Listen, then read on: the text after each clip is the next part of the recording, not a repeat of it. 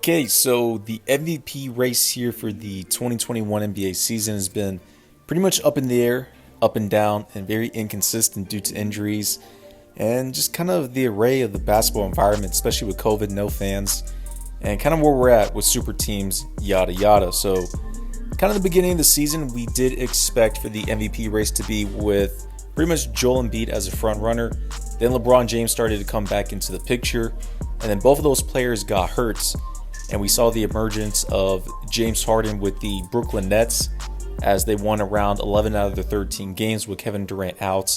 And James Harden was giving you triple doubles, big time performances, him leading the Brooklyn Nets win after win.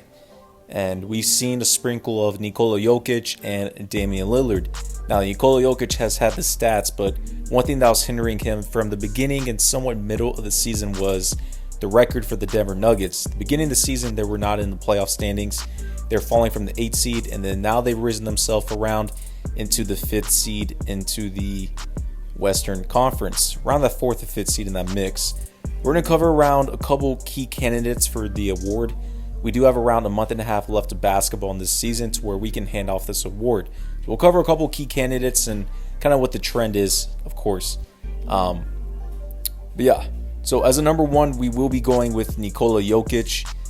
Nikola Jokic has had a great dominant performance this season, giving you 27 points a game, 11 rebounds, and around 8.5 assists and around 2 steals per game.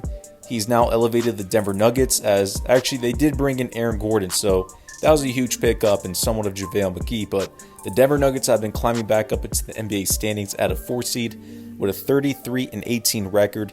They are half a game from the 3rd seed with the LA Clippers, and they are 5 games away from the 1st seed. So the Denver Nuggets can get up in the Western Conference standings. Nikola Jokic has a great opportunity to take over that MVP award. Now, is Nikola Jokic in my number one ranking as of right now? No, he's not.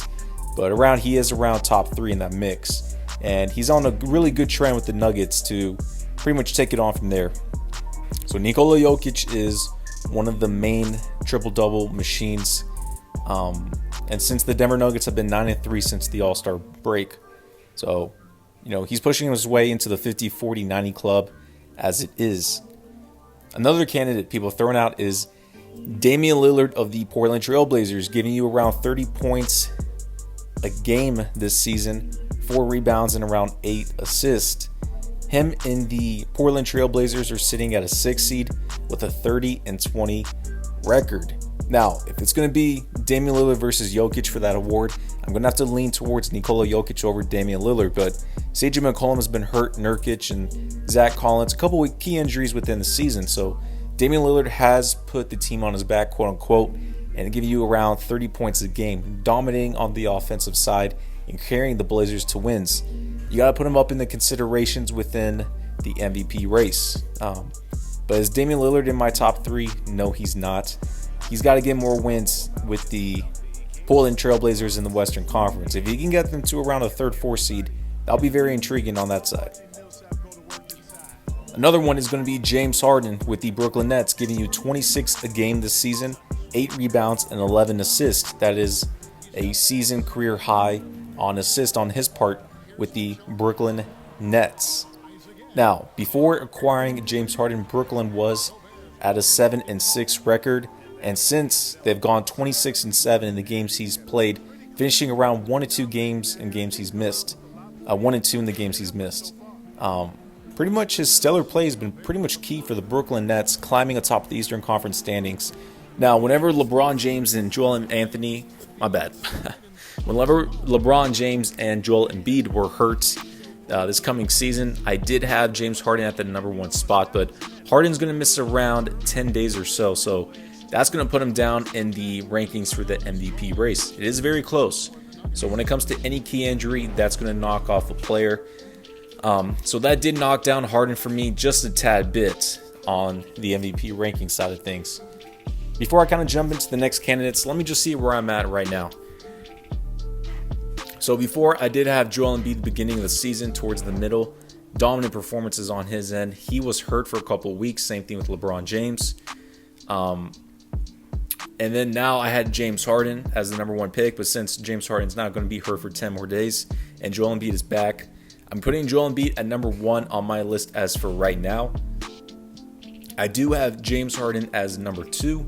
Now, whenever he comes back pretty soon and pretty quick, he can rise back up to be that MVP. But Kevin Durant is back, and the Brooklyn Nets do have that quote-unquote super team. So that's going to hinder James Harden. I fully expect the media members to not vote Harden as much because they do have a quote-unquote super team, and Kevin Durant is going to be back. But if Joel Embiid could stay healthy throughout the rest of the season and pull up these dominant performances, staying around a 1 and 2 seed in the East, I fully expect Joel Embiid to win the award on that side.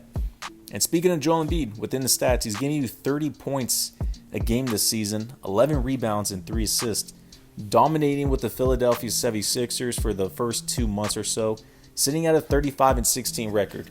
They're a half game behind the number 1 seed Brooklyn Nets. And the Philadelphia 76ers have been dominating both offensively, defensively. Joel Embiid pretty much came out of nowhere to be that MVP candidate this whole season. And this is Joel Embiid's season. He should be number 1 on everyone's list as of right now. Even though he missed around 2 weeks or so, I'm not going to knock him off towards that. There's not been any other player that's had a consistent, dominant performance throughout the beginning to as of right now. So Joel Embiid is number 1 for me within this mix. I will show some love to Giannis Antetokounmpo. I mean, he is giving you 28 points a game, 11 rebounds, and 6 assists. But the Milwaukee Bucks are at a 3rd seed, at a 32-18 record. Not the best start to the season, as they were around a 4th, 5th seed in that mix, but they've dominated the last couple of games or so. And they are 3 games away from the 1st seed. So, if Milwaukee could bounce off and get that 1st seed, Giannis pulls up this performance. If Embiid, gets hurt, same thing with James Harden, Giannis could probably take it at the very last second, but I doubt that's going to be the case due to voter fatigue. But then again, who knows about this? Who knows? Listen, I do not want to hear Luka Doncic in this conversation. That's not happening. LeBron James is pretty much kind of disqualified since he's been out around 2 to 3 weeks. LeBron's still going to be out for another 2 weeks, so it's going to be more of a little too late. Unless he can take the Lakers to a number 1 seed out of nowhere, dominating, but I kind of doubt that's the case. We have to show love to Donovan Mitchell of the Utah Jazz. No one has thrown his name out. The media does not like to include him, and that's disrespectful. Donovan Mitchell, this is around his, I believe, his 3rd or 4th season in the NBA. But the Utah Jazz, no one expected them to be a number 1 seed or in that mix. A lot of people had them around 4 through 6.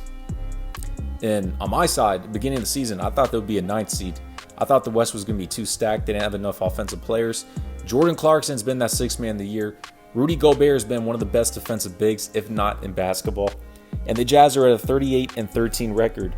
Donovan Mitchell this season is giving you 25 points a game, 4 rebounds, and 5 assists. You have to show him love in shooting 40% from the 3-point line. Due to among all these injuries, and not only just the injuries in general, he's got a number 1 seed. He's the main best player on the Utah Jazz. He should be around top 5 in MVP considerations, especially being the number one seed. You're probably going to have to throw him for top 3. I'm not saying that's the case, but just because he doesn't get the hype or press, Donovan Mitchell should be a top 5 MVP player, giving you a number 1 seed in the Western Conference, one of the best records in basketball. So overall, due to the injuries, I did have Joel Embiid, I did have LeBron James kind of in that mix for around a week or so. But since both of the players are out, and they've been out, I had James Harden come back in. And then now I'm back to Joel Embiid as number 1 on my list. Number 2, I do have James Harden. And then number 3, I do have Nikola Jokic, who's getting up in the standings very quick. And that's good for his case upon that. And then kind of the rest, you're going to have, Donovan Mitchell, Damian Lillard, some of these other players around that. But I pretty much expect it to be a 3-man race of Joel Embiid, of Nikola Jokic, and James Harden at the end of the day. But let me know what you guys think below. We got another month and a half left of basketball. We'll cover from there.